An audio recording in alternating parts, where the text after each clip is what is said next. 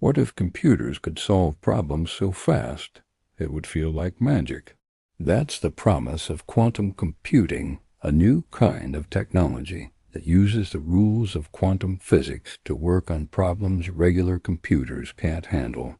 In late 2024, Google introduced the Willow processor, a 105-qubit quantum chip. To put it in perspective, it solved a calculation in just 5 minutes that would take today's fastest supercomputer longer than the age of the universe.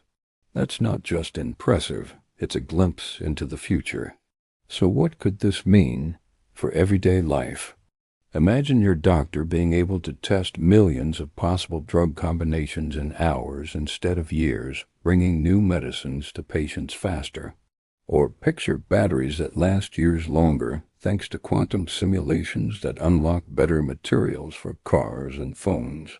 Quantum computing could also help cities run more smoothly. Traffic lights and public transport could be optimized in real time, cutting down commute times. Grocery stores and shipping companies could keep shelves stocked without shortages, even during global disruptions.